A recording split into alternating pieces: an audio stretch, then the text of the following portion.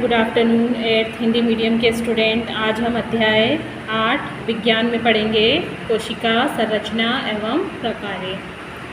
इसके पहले हम वन और वन्य जीवों के संरक्षण के बारे में अध्याय 7 में पढ़ चुके हैं। अब हम पढ़ेंगे कोशिका के बारे में।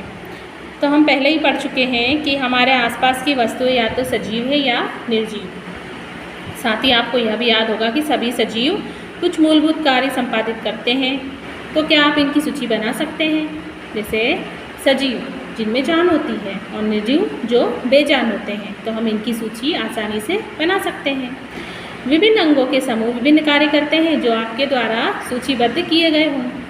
इस अध्याय में आप अंगों की संरचनात्मक मूल इकाई के बारे में पढ़ेंगे जिसे कोशिका कहा जाता है। कोशिकाओं की तुलना हम ईंटों से कर सकते हैं। जैसे भवन बनाने के लिए हम ईंटों को जोड़ कर भवन का निर्माण करते हैं। जब कोई मकान बनाया जाता है तो आपको पता ही है, देखा भी है आपने कि किस प्रकार से हम ईंटों को जोड़ कर पूरे मकान का निर्माण करते हैं, भवन का निर्माण करते हैं। ठीक उसी प्रकार जो हमारा शरीर है, जो सजीव शरीर है, वो अलग अलग कोशिकाओं से मिलकर बना होता है जो एक दूसरे से जुड़ी होती है।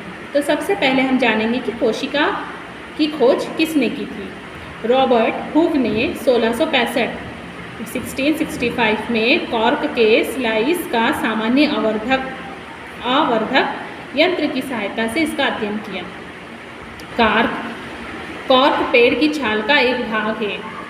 उन्होंने कॉर्क की पतली स्लाइस ली। जो हुक थे, रॉबर्ट हुक, उन्होंने क्या करा, एक कॉर्क पेड़ था, उसकी छाल की एक पतली स्लाइस ली और उसका सूक्ष्मदर्शी की सहायता से अध्ययन किया। उन्होंने कॉर्क की स्लाइस में अनेक कोष्ठयुक्त विभिन्न प्रकार की विभाजित बक्सों को देखा, जैसा कि चित्र में दिखाया गया है। ये अलग अलग बॉक्स के आकृति का दिख रहा है। ऐसा लग रहा है जैसे मधुमक्खी का छत्ता हो। इस प्रकार से उन्होंने देखा। जब किससे देखा उन्हें इसकी छाल को, कॉर्क की छाल को सूक्ष्मदर्शी से। तो उन्होंने क्या देखा कि एक कोष्ठ अथवा बॉक्स दूसरे से एक दीवार अथवा विभाजन पट्टी के द्वारा आपस में क्या है, जुड़े हैं, उनको अलग कर रहे हैं।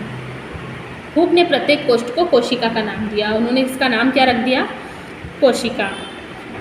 बक्सेनुमा संरचनाएं वास्तव में क्या थी, बहुत सारी कोशिकाएं थी। सजीवों की जीवित कोशिकाओं को संवर्धित सूक्ष्मदर्शी की खोज के बाद ही देखा जा सकता है। रॉबर्ट हुक के प्रेक्षण से लगभग 150 वर्षों बाद तक भी कोशिका के विषय में बहुत कम जानकारी थी। किसी को भी इसके बारे में कुछ अधिक जानकारी नहीं थी। आज हमें कोशिका की संरचना, कार्य और विषय के बारे में बहुत अधिक जानकारी है। यह अधिक आवर्धन क्षमता वाले संवर्धित सूक्ष्मदर्शी और अन्य तकनीक की द्वारा ही संभव हो सका है। अब पढ़ेंगे कोशिका। भवन के लिए ईंट और सजीवों में कोशिका दोनों ही मूलभूत संरचनात्मक इकाई है।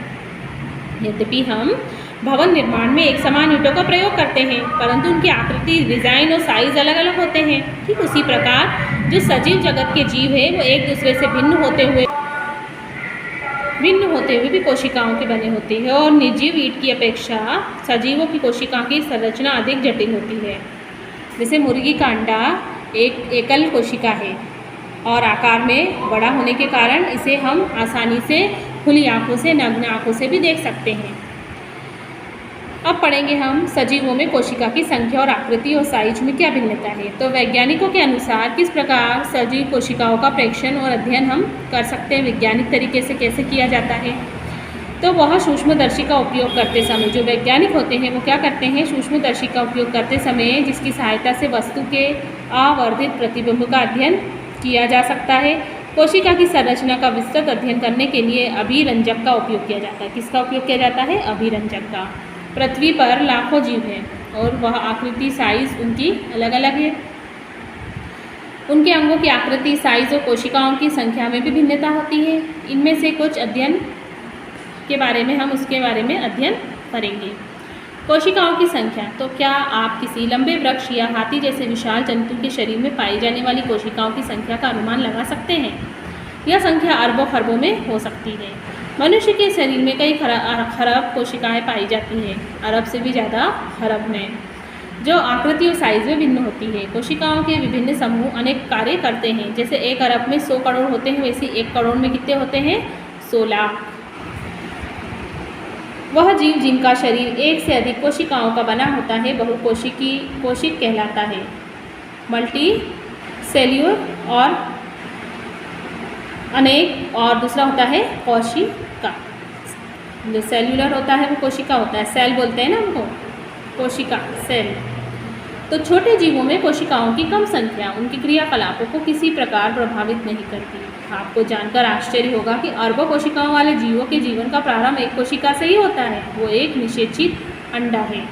निषेचित अंडा गुणन करता है तथा वृद्धि करता है और परिवर्धन के साथ कोशिकाओं की संख्या क्या होती जाती है, बढ़ती जाती है। अब यहाँ दो चित्र दिए हैं, एक दिया है अमीबा का, दूसरा दिया है पैरामीशियम का। ये एक कोशिकीय जीव है। इनकी कोशिका कैसी होती है, एक होती है, इन्हें यूनिसेल्यूलर कहलाते हैं, यानी एक ही कोशिका के होते हैं, इसलिए इनको एक कोशिकीय जीव कहा जाता है। एक कोशिक जीव भी वह सभी आवश्यक क्रियाएं करता है जो बहुकोशिक जीव करता है। एक कोशिक जीव जैसे अमीबा भोजन का अंतर्ग्रहण करता है, उसको पचाता है, शोषण करता है, उत्सर्जन करता है, वृद्धि करता है और प्रजनन कार्य भी संपन्न करता है। बहुकोशिक जीवों में यह सभी कार्य विशिष्ट कोशिकाओं समूह द्वारा संपादित किए जाते हैं। इनके लिए अलग अलग कोशिकाएं होती है। कोशिकाओं का यह समूह उत्तक कहलाता है। इस उत्तक का निर्माण करता है और उत्तक अंगों का निर्माण करते हैं। जो कोशिका होती है उसका यह समूह जो अलग अलग क्रियाओं को संपादित करता है वो उत्तक होता है और उत्तक से ही अलग अलग अंगों का निर्माण होता है। अब अगले भाग में हम इसी के बारे में पढ़ेंगे। यहाँ तक आपको इस पाठ को पढ़ना है।